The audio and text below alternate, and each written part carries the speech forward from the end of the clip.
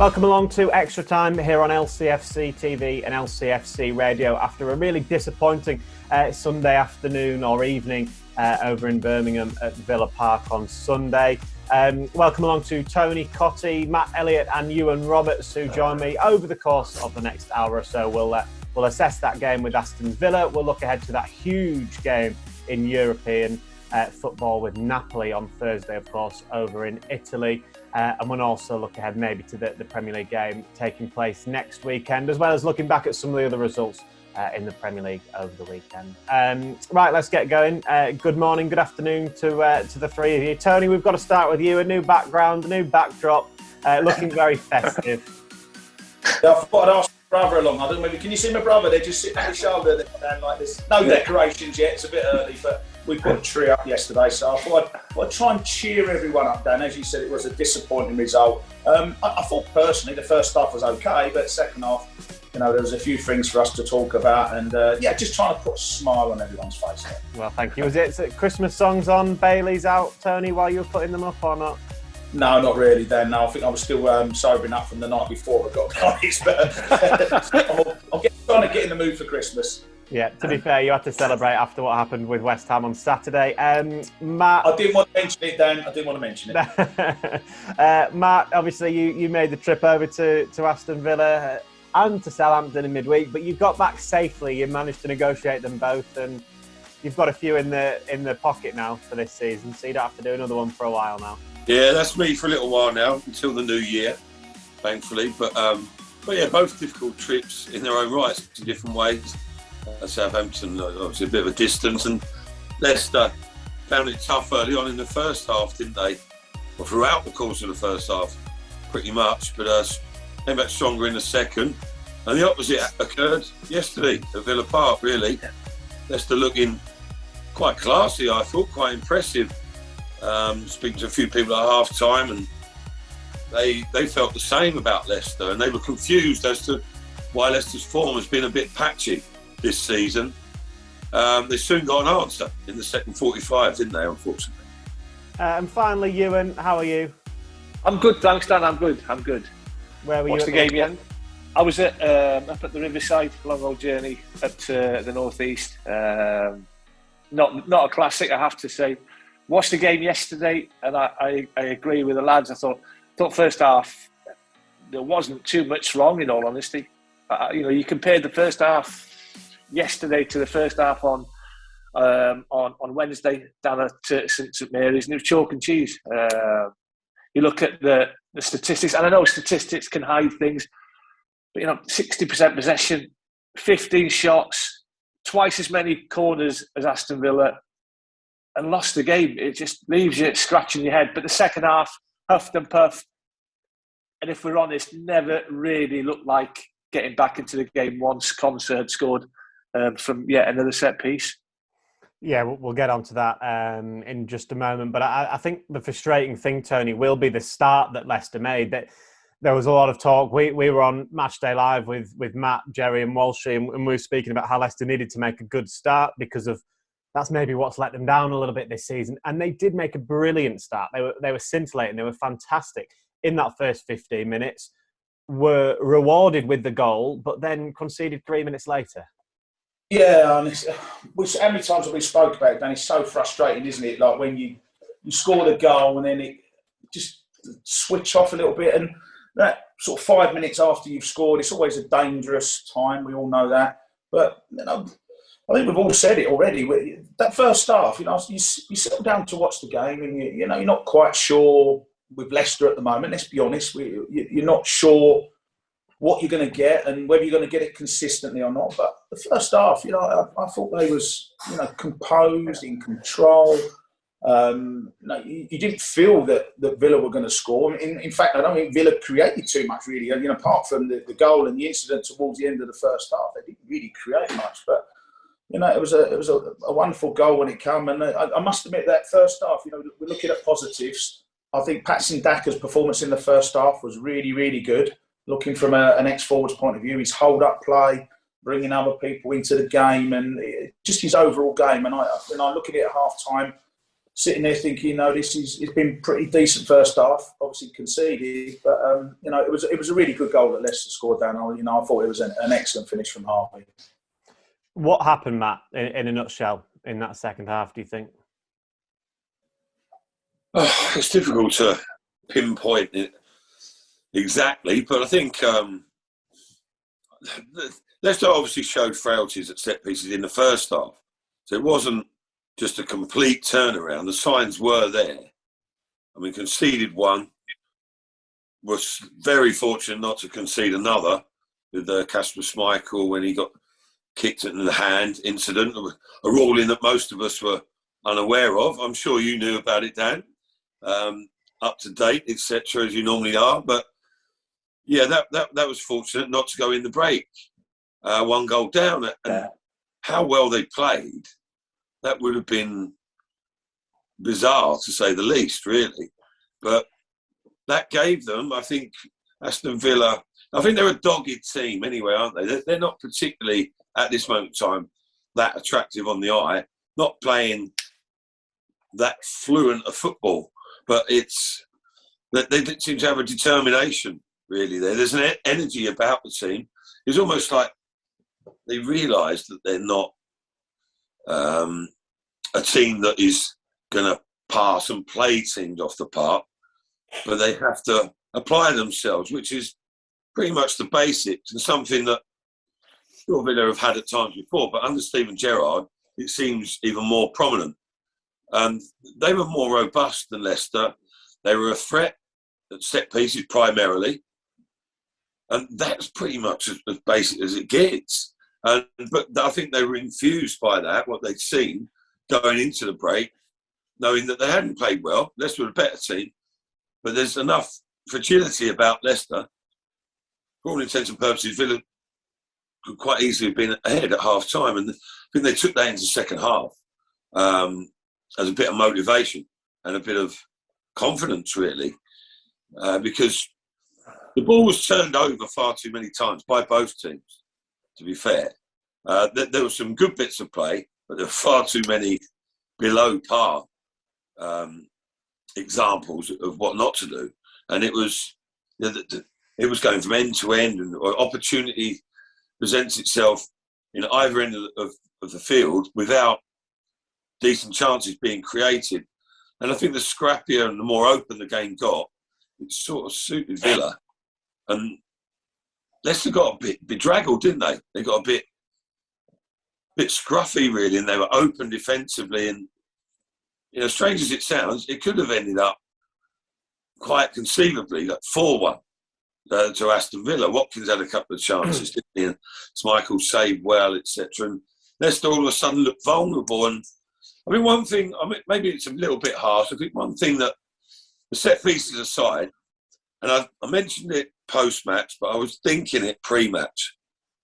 I looked at the lineup, and while I was pleased Dewsbury Hall was in there, and I think Daka, fair enough, I get that decision to get the nod, give Vardy the rest. And players, highly talented players, like Maddison, Lookman, Barnes, and Dewsbury Hall's just sort of learning his trade. They seem quite quiet as a team. Now, I don't mean you have to all be shouters and ballers, but I was wondering, when the going gets tough, who's going to drive them forward in there when they're under a bit of pressure? Things aren't quite going to plan. Who can sort of pick the other players up around them and inspire them to be ruthless, to be disciplined, to be professional?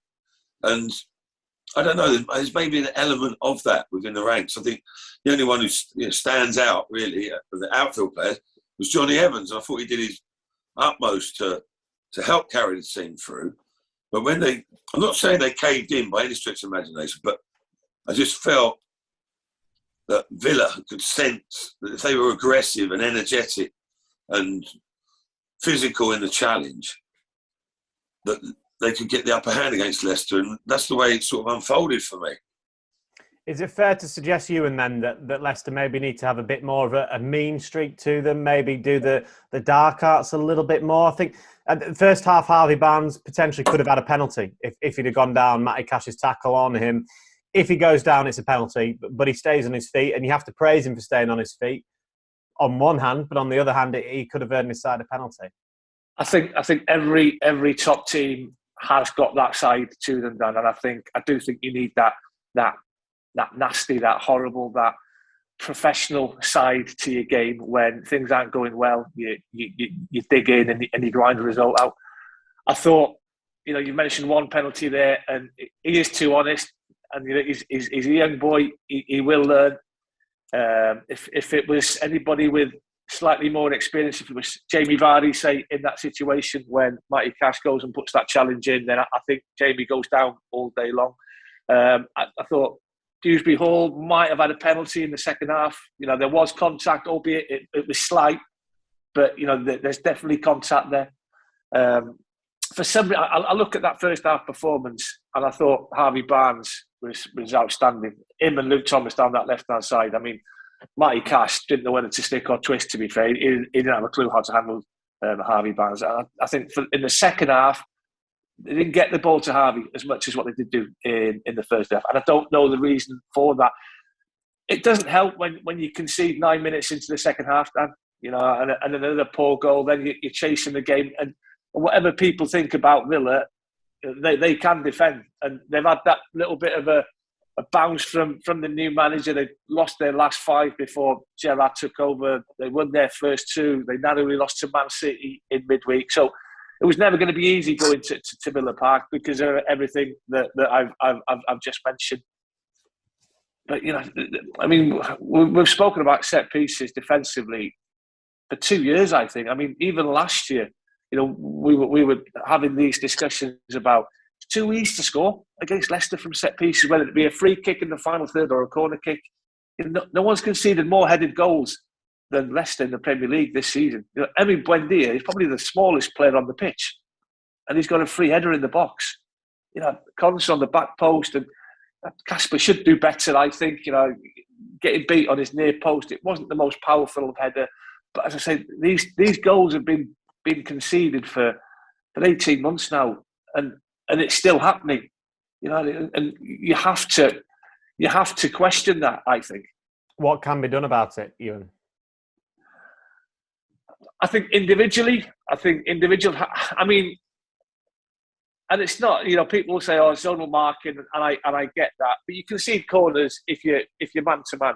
It happens. It's a lack of concentration. It's a lack of organisation, if you like. I mean, me personally, I don't know about Matty and TC. I preferred having a man to pick up, and he's my man.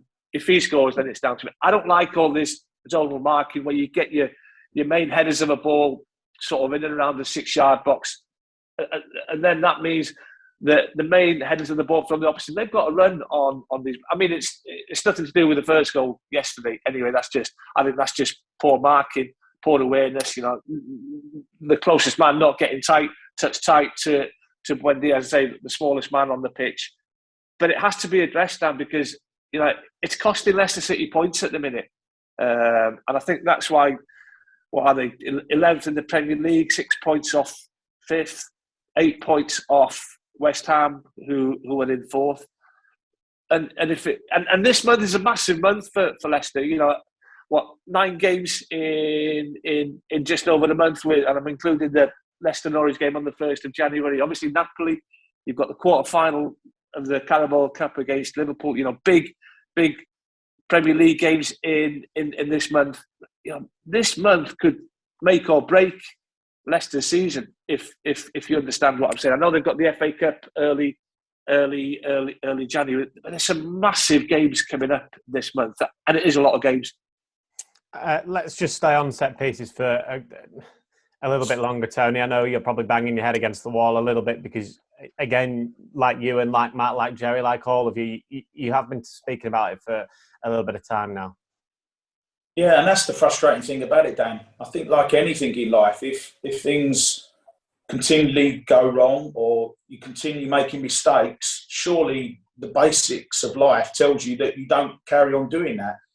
I think you asked you in the question, what can you do about it? I think it's easy to blame Brendan, because Brendan's the manager. I think you've got to take some sort of responsibility as a manager. Yeah. I think you've got the coaching staff as well, who should be talking to Brendan. And then you've got the players as well, because ultimately the players are the ones who have to take responsibility on the pitch. My issue with zonal marking is, I watch what Leicester do, and they line the boys up all along the 6-yard line and that. And the basics of it, Dan, is you're telling the player, if the ball lands in your area, you head the ball. But the problem is you get such good delivery coming in there. When you've got quality players putting the ball into the box, and every Premier League team has got a set-piece specialist who can whip the ball in, curl it in swingers, out swingers, you're getting various degrees of ability going into the box. But I think if you don't pick someone up, for example, Konsa. Now, I know we're going back 25 years. If my team, if you've got Konsa, who's probably their main man or one of the main men, you've got Tyrone Mings as well. It's pretty obvious that you don't mark space, and you wouldn't put me up against Konsa. That's just basics of defending. So you get Matt Elliott, you've got Taggart, you've got Walshy, you get the big boys pick up the best headers of the ball. And the reason you do that, Dan, is because there is then accountability, there is then responsibility. Now, if Matt Elliott's marking Konsa and Konsa scores, you don't blame the team, you're blaming Matt Elliott. And Matt would take responsibility for that, because that's how it used to be. And watch that goal from the corner. When the ball's curled in, you got players lined up along the 6-yard box. None of them are sure what to do. They're all standing still. You've got players on the run who are going to beat them. And then when the ball goes to the far post, I don't think even Kasper knows what he's doing now, because he's thinking they're all going to head it away. And they're all looking at the goalkeeper. I think it's Kasper's ball in the first place. It's in the 6-yard box. That's my opinion. He's got to push it away. A hand will always go higher than a head. Well, unless you're Maradona, obviously. But you know what? At the far post, that for me, Kasper should be coming, palming the ball away, and then he gets beat at the near post, all because of the indecision. And I think, I'm not going to blame any one person or whatever. It's a collective thing. And they need to take responsibility, because ultimately it's costing Leicester. The games they should be winning, they are either drawing or they are losing. And together, and listen, also Johnny Evans as well, or Kasper, the captain, the senior players, Jamie Vardy, go in and talk to the manager. If you're not happy with zonal marking, try something different. You can't do any harm, surely. Anyway, that's me rant. I'm sure you agree with pretty much everything that he said, Matt. Yeah. Basically, it's disappointing, isn't it? One way or another. It's not just one fault that keeps being repeated. It's different sections of defending set pieces. Last week we spoke about not having anyone on the far stick. In terms of that was Jamie Vardy on an opposite front, scoring the flick on against Watford, and Leicester are guilty of that as well at times, and they paid the price for it. But it was poor. Really, it was Aston Villa's avenue back into the game. They would have picked up on that before the match. It sounds a bit limited, and I'm sure they would have hoped they could cause problems in other ways as well, but they didn't too often.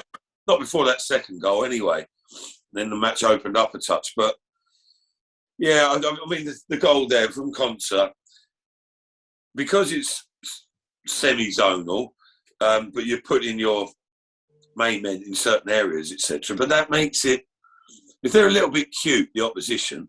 I mean, Villa, I said about them yesterday, saying they've been quite strong aerially, but they've only got two players of any real stature, Mings and Konsa, that Tony mentioned. So in Leicester's team, you've got Evans, pretty good in the air. Soyuncu is erratic sometimes. He's not the tallest, but he's got good spring, but gets himself in the wrong position. Like he did yesterday, he allows people to get over the top of him. Wilfred Ndidi is aggressive and can get on the end of things. So it's not a total mismatch in terms of height throughout the team. So I don't think you can use that as an excuse. But the reason Tony said then, you've got with the zonal, the semi-zonal, because there are players impeding players who are making runs. Supposedly, it doesn't always be very effective. But because Soyuncu's sort of holding his ground, his area, Konsa's cute. He's like, right, well, I'm not going to go on top of Soyuncu directly. He made a bit of movement. He's kept his run deeper. So Soyuncu's ended up going backwards, really, because if he was marking him as such, being given a job, he would be touch tight to him. He'd be in a better position, probably to come forward and head that ball and have a spring and a leap. Because he's not entirely sure where Conteh is, he's just defending an area. He's ended up going backwards. Conteh's come over the top of him, and he's beating him by about 12 inches in the air, basically a free header, about 4 yards from goal. And Tony mentions about Schmeichel there. I think it's a point worth raising. I'm not being overly critical of Kasper Schmeichel, but that's not his strong point. And I've sort of defended him a bit before sometimes, because been in teams where you prefer to know if your keeper's going to come every time or not at all, because then you know you've got to deal with it. It's when they come sometimes and not others that's a bit of a problem. But I do think there are times Kasper's not the biggest and most imposing of keepers in those situations, and he can maybe come and claim it a little bit more often, a little bit more positively, or get that touch. But then again, it's a bit of a product of the playing semi-zonal. You've got so many bodies in there, it's quite hard for Kasper to come through a pile of bodies as well. So there's that to factor into it. But ultimately, Leicester have got to be more conscious of marking the man rather than space. You saw it on the first goal that we were on about with Buendia. Johnny Evans had tried to be aggressive, won the header, it spooned up the far post. Leicester players have just followed the ball. We talk about ball watching for the goals last week against Watford. Against Southampton. But they were guilty of ball watching on that. It's been up in the air. They've all gone to the far post. And Dewsbury Hall, in particular, it was, who left Buendia. He was never going to challenge the ball, but he's run about 6 yards towards it. Buendia's just held his ground, pops up to him, free header, middle of the goal. Just a bit of nous, a bit of common sense, but Leicester need to sharpen up in those situations and quickly. Let's look at some positives. Tony, you mentioned Harvey Barnes' goal, didn't you? Really well taken. It was, and Ewan said it. I thought first half he was the main man, wasn't he? Just give him the ball, let him get on with it. He was causing havoc. Matty Cash, good defender. He didn't really know how to handle it, and then you had Luke Thomas pushing up behind. But I mentioned Daka as well. Good play from him, and eventually the ball comes to Harvey. And we've been praising him over the last couple of weeks because he's just gradually getting back into that little bit of form, and there was a real confidence about his finish. And I think it just shows you that when you're in that penalty area, so many times you see players try and smash the ball, or just trying to get too much pace on the ball. But what he did, he just opened his body up. He knew the defender was coming across, and there is a skill, and you and I know what I'm talking about here. There is a skill in the penalty box of just delaying the strike a little bit so that the defender, he goes for where he thinks you're going to put it. But if you just delay a fraction, you can often get the ball through the legs of the defender, which he did, and he done it really well. And he just literally stroked it in the corner. It was a wonderful finish from Harvey Barnes, and his, listen, we're trying to be constructively critical about things that are costing Leicester, but you've also got to look at some positives. Daka's first half performance, Harvey Barnes' first half performance. There were a few things. I think Brendan, it was a bit of a horror show in the second half, but I think Brendan could look at that first half and take some real positives. But it was a really good goal from Harvey. Yeah, how good was that finish, Ewan, from Harvey? And also the build-up play, as Tony's rightly said, from Patson Daka. I can't believe people were asking if he meant to finish it like that. Or was it a cross? I'm like, are you serious or what? Dave, there's only one thing he can do in that position. He's open. His time is wrong. The 1-2 passing was outstanding. The weight on the pass for Harvey to come on and TC spot on, he's just delayed it that split second. And how many goals that you watch, numerous games. How many goals do you see going through defenders' legs? So many, honestly, so many, because they're in that desperate situation. They've got to try and stop a shot on target, and it just goes to prove if you've got composure, if you're cool, if you know what you're doing, if you're not a panicker, you don't need to put your laces through the ball. And it's not the first time that Harvey's finished like that. he's had a few goals where he's in that type of situation, in that type of area, and he's just passed it into the goal. It was such a cool finish. And he looked yesterday, you look at James Maddison against Watford and Southampton, absolutely magnificent. Getting back to where we know James Maddison is capable of being, right up there. I think that first half yesterday, Harvey was back to his best. He absolutely gave Matty Cash a torrid time in that first half. And he was a wonder save away from getting his second as well, wasn't he? In the second half, the header that was tipped over the bar by Emi Martinez, Ewan. He's a top goalkeeper. He is a top goalkeeper, and it was a fingertip save, a real fingertip save. I mean, probably one that you would expect him to get because it's maybe slightly too close to him. You wouldn't think that heading the ball is probably Harvey's strength, not like his dad. But yeah, so close to getting that second equaliser, and had that gone in, I think the whole momentum of the game would have changed, and possibly Leicester could have gone on to take all 3 points. But they've got to bounce back now, Dan. They've got a massive game coming up on Thursday. They've got to go bouncing into the training ground this morning. No moping about, and I'm sure Brendan and the staff won't let that happen.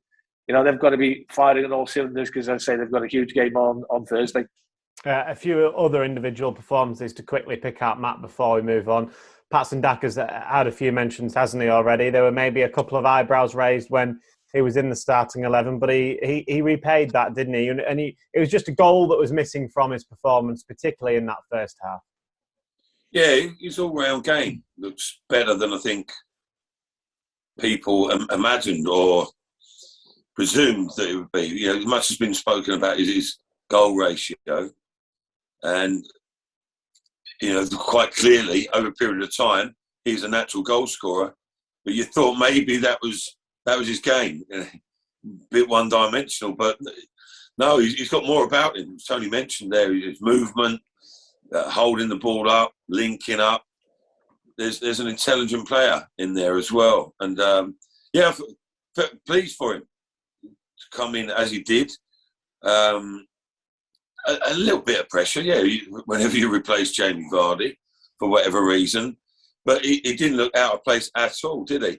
Got a half chance early on, forced to save, causing Mings problems in the first 15, 20, 25 minutes even. Mings looked unsettled. He didn't fancy the prospect. There was a time Mings should have dealt with the ball, but he knew Daka was around him, and he fumbled the ball off his chest, basically. He was very fortunate to get away with that. It gave him a bit of a rough time early on, as did Harvey Barnes with Matty Cash, even more so. That was even more apparent. But ultimately, I think that sort of epitomised Villa a little bit. Those two players, they had very shaky starts, and Cash's instance, a shaky first half. But they turned it round. Cash was right in Barnes' face in the second half. Obviously, had a bit of a fleeing here from Stephen Gerrard, I imagine. Mings got his game together. He was strong and aggressive and organising and leading. And that's how Aston Villa became in the second half, really. They were just determined, seemed more determined not to lose that game than Leicester. And that was the thing that got them through, really. But Daka, decent performance first half. Fizzled out a little bit through no real fault of his own. Dewsbury Hall was good in the first half as well. Leicester broke up play, and it often fell to Keenan, and he was playing good early balls or striding forward, and he looked a real player. Tapered off a bit in the second half. Things went a little bit awry, as they did generally for Leicester. But frustrating, isn't it? Frustrating to play probably the best they have over the course of 45 minutes for quite a while. And you went into the half-time break not winning when you deservedly should have been, and ultimately not getting anything from the game. Dan, can I just say a couple of just very quickly, just about Daka, a couple of things that I was really pleased with from a Leicester point of view, because, listen, we've all watched Jamie Vardy, and we all know how good a player Jamie Vardy is, and one of the biggest attributes of Jamie Vardy is the ability to play on the shoulder, as we call it, get in behind the defence. And listen, Kelechi Iheanacho is a good player, but I don't always see him wanting to play on the line. He wants to come short. He wants to get. He's a good player, links up play, etc. Good finisher, we know that. But just there was a couple of little glimpses, and I know it's early days. I don't want to praise him up too much, but Patson Daka, I thought there was a couple of times where he played on the shoulder. He was looking to get in behind that Villa defence. And Matt will tell you as a defender, if you've got a player that you know is willing to run in behind, it's a nightmare. As a defender, you want everything in front of you. If you've got a player on the shoulder who's looking to get in behind, which he did, it brings another dimension to Leicester. And going forward, the reason I mention it, going forward, we know that eventually Leicester are going to have to replace Jamie Vardy purely because of his age, not because of his ability. And there were glimpses from Patson Daka. As I say, without praising him too much, we've seen his goal scoring in Europe. We've already seen that. We know he can finish. But there was other little bits from a forward point of view that I was really pleased about yesterday in the first half. Yeah, that's promising and exciting to hear. Final point can go to you, Ewan. Matt briefly mentioned him then. Kiernan Dewsbury Hall, or KDH, as he's known among the Leicester fans. Were you impressed with him? His first ever Premier League start? I mean, it's great for him, as you say, 23 years of age, making his first Premier League start for the club that he's been at for years. I thought he played well first half, moved the ball well, received it well, good awareness, kept it moving, sort of died down a little bit in that second half. I thought when he came on against Southampton in that second half, I thought he was top class. I really did. I think that's probably why he got the start yesterday, because he deserved it. As I say, and I think you need someone like Dewsbury Hall in there, because you look at Samare and then the big physical boys who do the nitty gritty, do the hard work in that midfield, win the ball, give it to somebody. I don't think they've got the passing range and passing ability of a Yuri Tillemans or a Dewsbury Hall. So you need that little bit of a balance in there. So I thought it was the right thing to do. I say I was impressed with Leicester first half. You apart from defensively on a couple of occasions, you can not have been impressed with that first half performance. There wasn't a lot wrong. The only thing that maybe could have done well, got in good situations, got in good positions. Could they have worked the goalkeeper more in that first half? Could they have more? Could they have had more shots on target? That's the one thing I would ask. But that first half, there wasn't not too much wrong with it. And hopefully they can take that confidence then into Thursday night. Massive game, Tony, for the Foxes, isn't it? Away in Naples against Napoli. The group is so tight at the moment. Leicester have guaranteed themselves European competition come, when is it usually? February time. Whether it is the UEFA Conference League or hopefully the Europa League, hopefully in top spot as well. But it's a big game, isn't it, Thursday now? Even more so with what happened yesterday. Yeah, it's a massive game. I mean, regardless of the Villa result, it was always going to be a tough game. It was always going to be a difficult game for Leicester. And, we spoke about it months ago, didn't we, when that draw came out and how difficult the group was going to be. It's turned out exactly as we thought. Excuse me. We knew it was going to be difficult for Leicester in terms of the travelling. And you always knew that last game that you looked at, you're thinking of the 3 away games. Yeah, there's travelling with the other 2, but you're thinking that's probably going to be the hardest game. It's a tough place to go to, we know that. But having said all that, Leicester go into the game. They've got their destiny in their own hands. That's all you can really ask for, I think so, in terms of football. You go into a competition, any league, if you know that if you win the game, that you're going to get through and you're going to top the group, that's a fantastic position to be in, and the boys deserve great credit for doing that. Having said all that, you look at the group, you look at how the fixtures are. You always have to slightly fancy the home team, so that's going to make it hard for you look at Napoli and Legia are both at home, and you're thinking, well, they'll be thinking, well, the destiny's in their own hands. They've got a home match to try and qualify. So, I really hope that Leicester don't get in the Conference League. I think you've seen with Tottenham, it's one of those sort of competitions that I don't know. They've just invented it this year, and there's no history there. There's no real relevance to it, so you don't really want to be in that competition. But I think it's going to be a fabulous game on Thursday. I really do, and it's going to be like a cup game where both teams, they know what they've got to do, and the results will be buzzing around the fans, and it's going to make for a wonderful spectacle, I think. the beauty, Matt, of the group at the moment is that every team left knows that if they win, they qualify. Yeah, it's unbelievable, isn't it? It'll be interesting to see the attitudes of all four teams, how they differ. Will some be cagey, and hope to win something later on in the game, or some people are going to force the issue from the off? There's more onus on some teams than others to do that. But it's exciting for all those reasons. The unknown, going into the unknown, but also because of the quality of opposition that Leicester, in particular, are up against.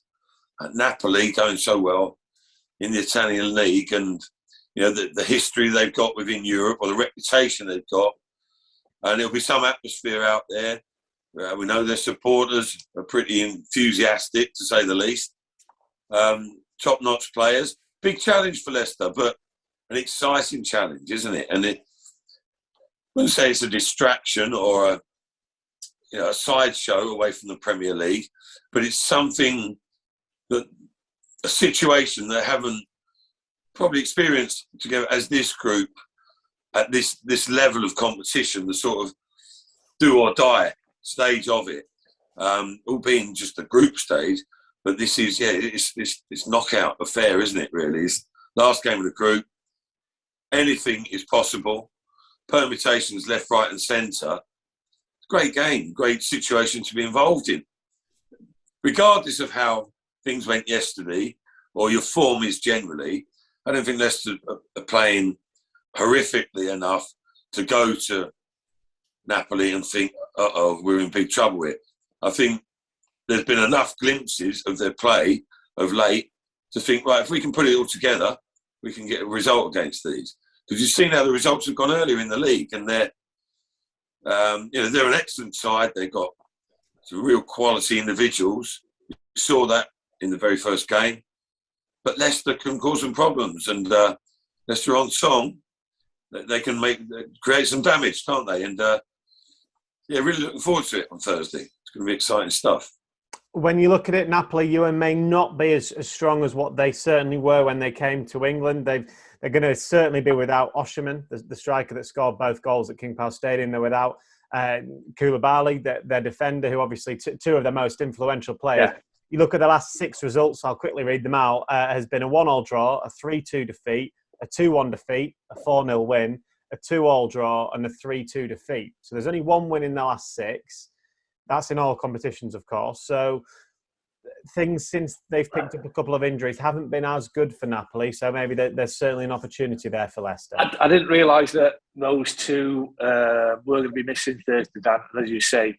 I mean, Osherman, we didn't know too much about him before the game, or the first game of the group at the King Power.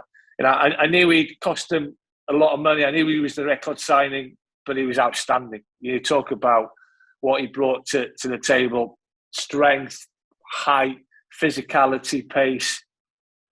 Two good finishes, 2 great finishes on the day. So he is going to be massively missed.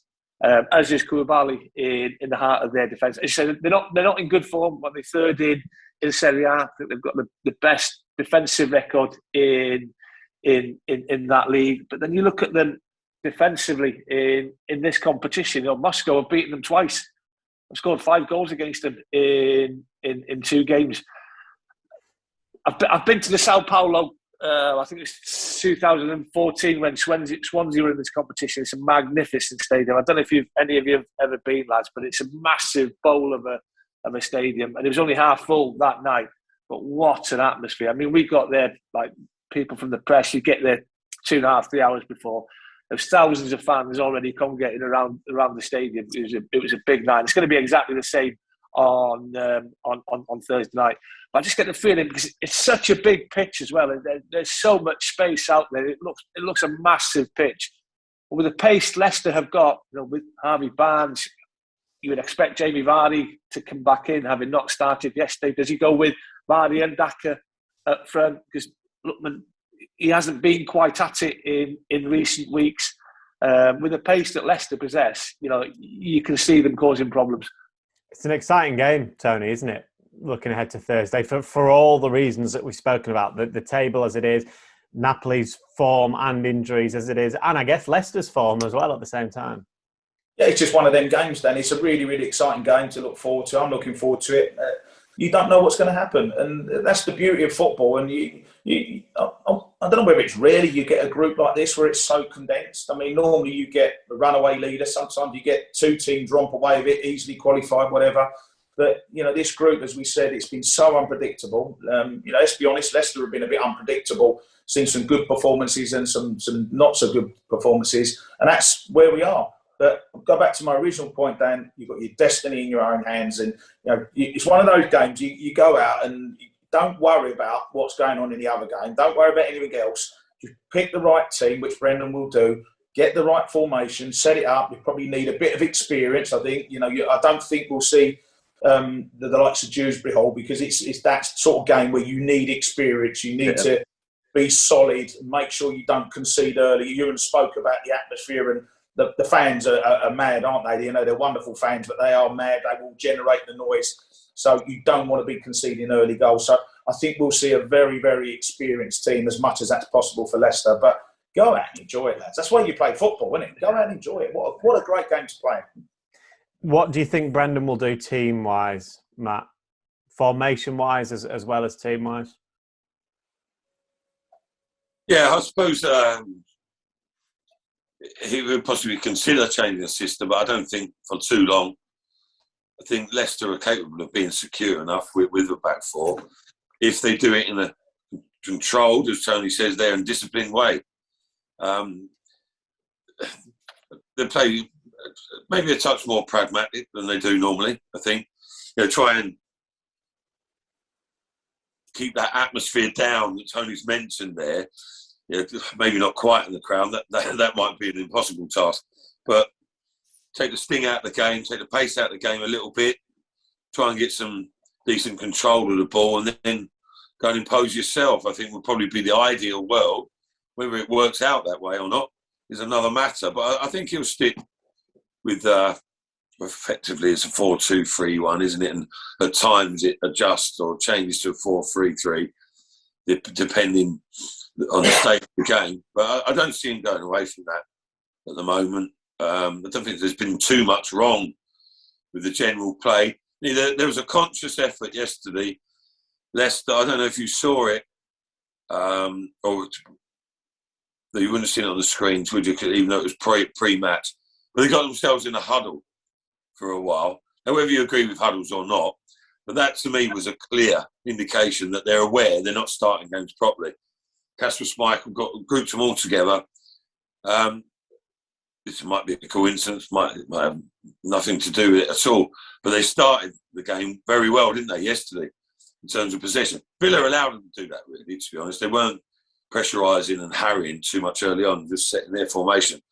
But, Leicester will be looking to do that again. They can't afford to start sloppily, and the crowd will pick up on it, and the opposition players will sense that and think that Leicester are there for the taking. It's going to be a long, hard evening.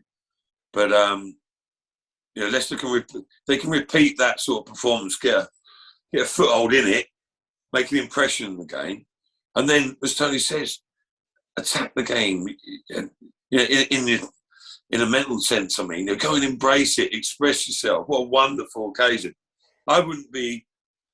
I wasn't a player who played at the very top, in hundreds of big-time games. But in a situation like this, if we were playing in our time at Leicester, I know our boys would be. Now, we couldn't wait to play Atletico Madrid. It was an adventure. And these boys are probably a little bit more experienced than we were as a whole in European competition. But go to Napoli and don't be fearful of what might happen. The reputation of how they're doing in Syria. Okay, the form's dropped off a bit. But, everything that goes with it, the fans, etc., the stadium. The stage is set there for Leicester to go and, in Leicester's terms, to go and pull off a historical result. And don't let any burdens you've got in the Premier League weigh you down in this game. Go there, express yourself, give it your all, be energised and focused. You've got every chance.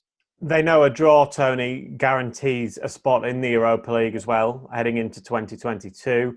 It doesn't guarantee top spot, which usually is important in European competition, but it's not necessarily vital. Whereas you look at it this time, if you get top, you get a bye into the last 16. You skip that last 32 round. So it is a big advantage if you can come top.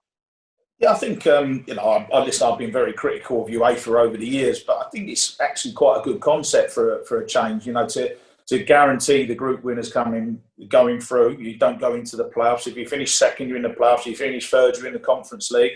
And of course, you've got the added complication of the Champions League guys coming down into that last 16. So, that's where it makes it a little bit interesting. But listen, I've got no worries with Leicester. I think, they've qualified, Dan. So that, in a way, that without being complacent, that takes the pressure off a little bit. You know that you've got a guaranteed place.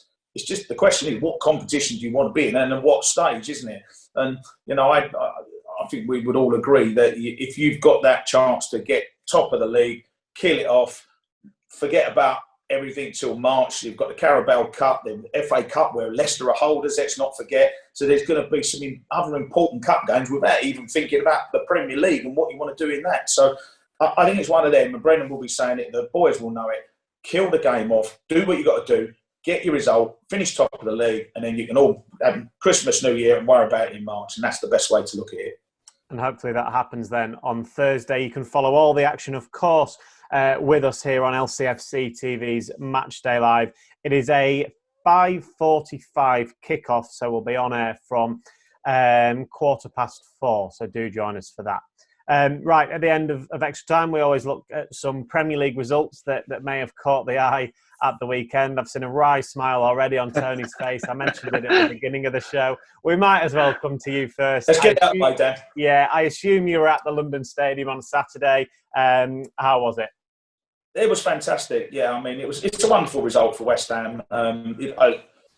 They're a weird team, Dan, West Ham, because as a hammer, you turn up, you're thinking they're going to lose today, and they win, and then I was there on Wednesday, and they're playing home to Brighton. You're thinking they're going to win, and they draw. And it's just how it is. Maybe it's just all fans in general. You're always a little bit pessimistic, but it was. I wouldn't say it was a fantastic performance by West Ham. It was a fantastic result. There's no doubt about that. Chelsea had all the possession. Could have killed the game off quite easily, and West Ham had a little bit of fortune with that Masuaku cross that got deflected into the net, but. Great result. So that was sort of the one. That's where I was Saturday. That's the one result. And the one I'll leave the boys to look at the other ones. But there's a game tonight, Dan, that is very, very interesting. That's Everton v Arsenal, another one of my old clubs, and I'll be very interested to see. A lot of pressure on Benitez now. I'll be watching that one closely tonight. Yeah, it's an exciting game, that one this evening. Iwan, what game caught your eye in the Premier League? The team that's at the King Power on Sunday, Newcastle there. First win of the season, and the new manager Eddie Howe. I thought they played ever so well against Norwich on Tuesday night, down to 10 men after 9 minutes when Killian Clark got sent off. They've got threats going forward. Callum Wilson, he'll always get your goals. They've got the winner against Burnley. Alan Saint-Maximin, I think, if that's how you pronounce his name, with his Louis Vuitton headband. I really enjoy watching him. So yeah, for them to get their first win of the season in, was it December? Yeah, it was December on Saturday. That was a massive thing for them. And one of my former clubs, Wolverhampton Wanderers, who have had a good season up to now after losing their first 3 games and not scoring a goal in those first 3 games, to lose to that last minute goal by Divock Origi. I have to say, being a Liverpool fan, it did bring a little bit of a smile to my face. Yeah, I thought you might mention that one. I was surprised when you went to Newcastle, Ewan. And finally, Matt, what caught your eye at the weekend? Well, the main one, you can't get away from it, can you? West Ham against Chelsea, really. But Tony's obviously covered that. West Ham, I tell you what was impressive, and I don't think he said it smugly, but he was making a little bit of a point, David Moyes. He said, we didn't even play that well, and we've beaten the league leaders. And the European champions, yeah. Yeah, and European champions, yeah. So that's the level they're playing at, and they're not even at their best, and they're pulling off results like that. A real unit, aren't they? You know, they're a real force this year. The players have come in, you know, he's rotated it a little bit, and people talking about the squad not being deep enough. I don't know. They seem to be doing okay for now, but bigger tests to come, I suppose, in terms of lots of games, and as the season goes on, we'll see what they're really made of. But all the signs are good. All the signs are good so far with them. But we can't go through the programme without mentioning that man Fred from Man United. Where's he pulled it out of the hat? I heard Man United scored. I looked on my phone, scrolled down. I had to scroll down about 4 times. I thought I missed it. And then, okay, there it was, hit me in the face. Fred scored the winner in the 72nd minute or something like that. And that's not one of the questions on the Jenga, by the way. But fair play to him. Fair play to him.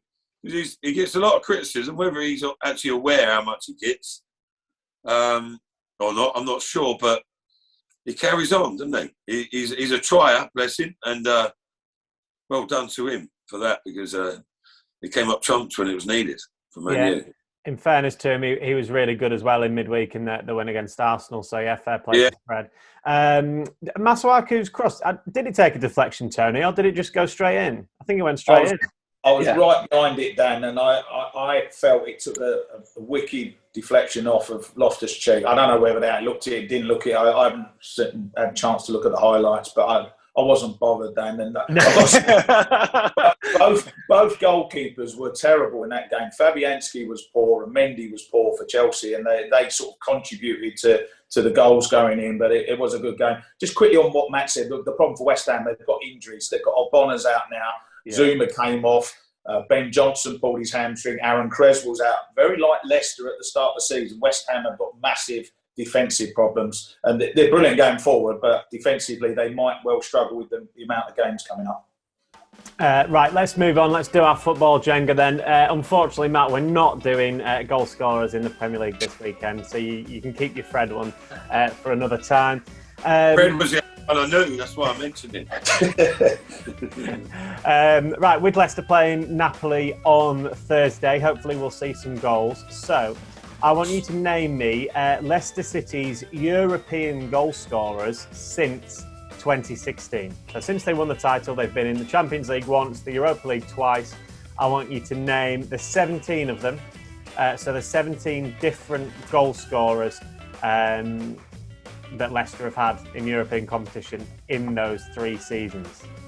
Iwan, you are top left on my screen, so you can go first for me, please. The obvious one, Jamie Vardy. Yeah. Tony. Oh, dear me, I'll do what will get one here. I'm trying to think of the games I was in. And I've done them as well. I covered them when I was working for Sky. I'm trying to think of who scored. This year counts as well. Just if you didn't, so the Europa League. Patson Daka then. Patson Daka. I was going to say, that one stands out, doesn't it? Riyad Mahrez. Hello, Sam. James Maddison. I'm into guessing territory. Harvey Barnes.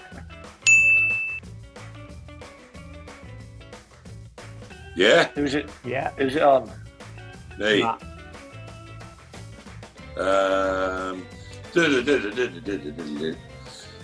Mark Albrighton. Right.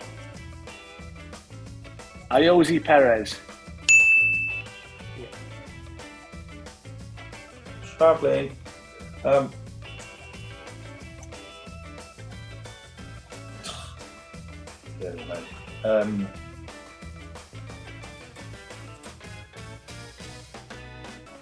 Nothing's arriving.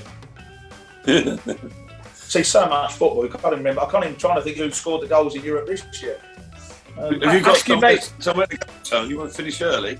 Ask your mate behind you if he's got any clues.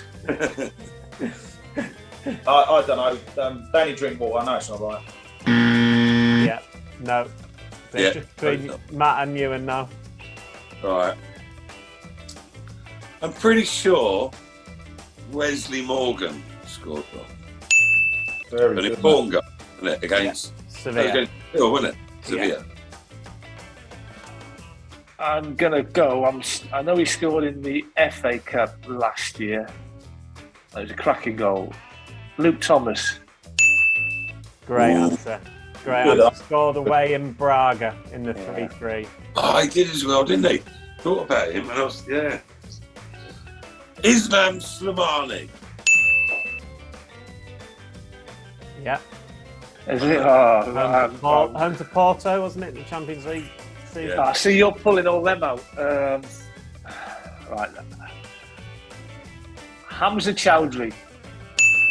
What a good shout. Yeah. Yeah. Away in Athens last season. Last season. Oh, you've done me there. Done me with Hamza. Who else around there? Ooh, it's not easy now. I can't remember him actually scoring, but Yuri Tillemans. No. Ah. No European goal. Ewan, go on. Can you get one more? The only one, Timothy Castagna. I don't think he has. No, he hasn't either. Yeah, Ewan got more than me though, didn't he? Yeah, Ewan went first, so he's won. So well done, Ewan. That must be about 4 in a row now, Ewan. I think 4 on the spin, Dad.